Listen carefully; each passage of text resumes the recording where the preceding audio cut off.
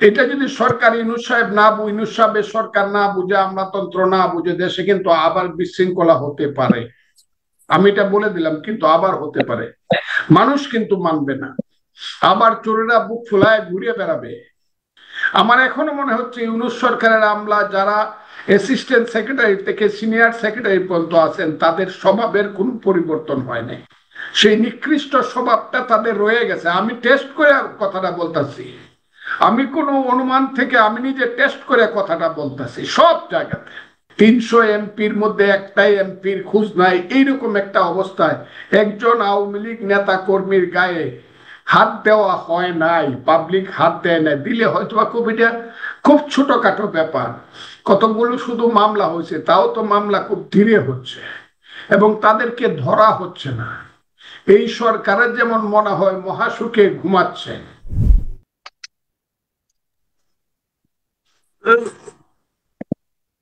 আপনাকে আমি ধন্যবাদ জানাচ্ছি, যারা শুনছেন তাদেরকে সালাম এবং কৃতজ্ঞতা জানাচ্ছি।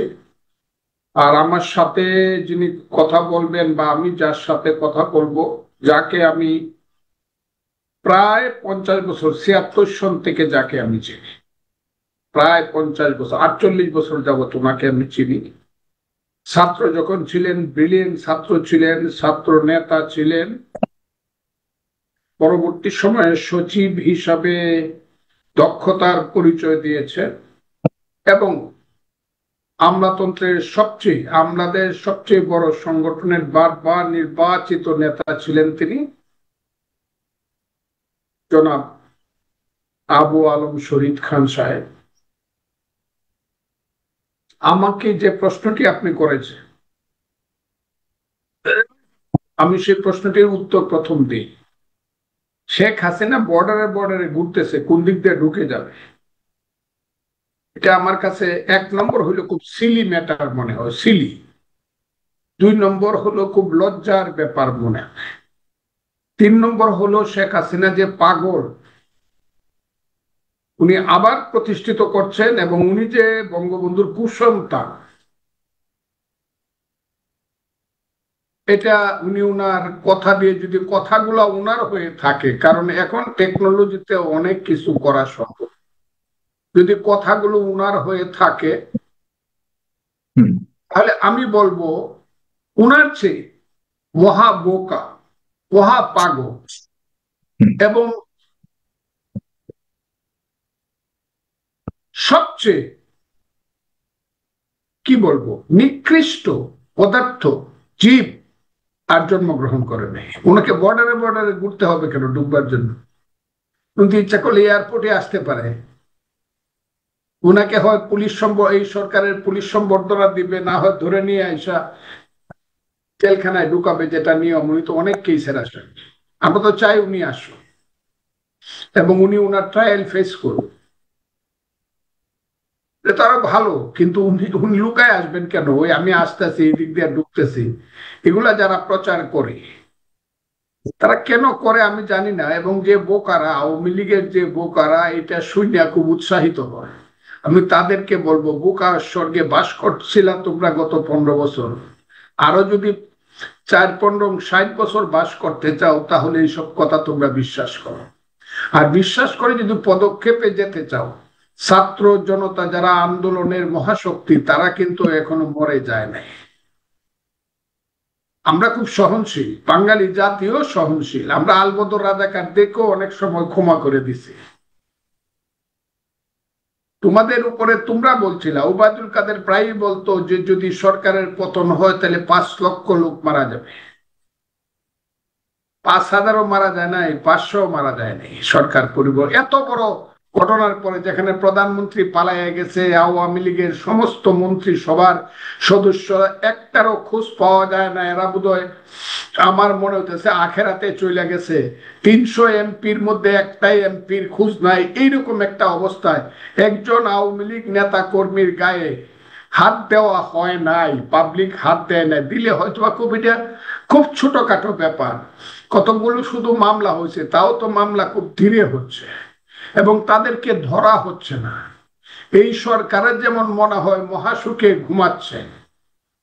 আমার এই সরকার সম্পর্কে ওই যে যার সাথে কথা বলছি জনাব আবু আলম শহীদ খান, উনি একজন আমলা ছিলেন, খুব যোগ্য আমলা। আমলা শুনলে পরেই আমার মনে হয় কিছু নিকৃষ্ট শ্রেণীর কাজ জীবনে অনেকেই তাদেরকে, সবাই না, অনেকেই তাদের করে বড় লোক হয়, একটু বাড়ি করে, বিল্ডিং করে, বিদেশে সন্তানদেরকে রাখে, সুখ করে, ভোগ করে, আর দেশের মানুষকে মনে করে প্রজা। আমার এখনো মনে হচ্ছে ইউনূস সরকারের আমলা যারা অ্যাসিস্ট্যান্ট সেক্রেটারি থেকে সিনিয়র সেক্রেটারি পর্যন্ত আছেন, তাদের স্বভাবের কোনো পরিবর্তন হয় নাই। সেই নিকৃষ্ট স্বভাবটা তাদের রয়ে গেছে। আমি টেস্ট করে কথাটা বলতেছি, আমি কোনো অনুমান থেকে আমি নিজে টেস্ট করে কথাটা বলতেছি সব জায়গাতে।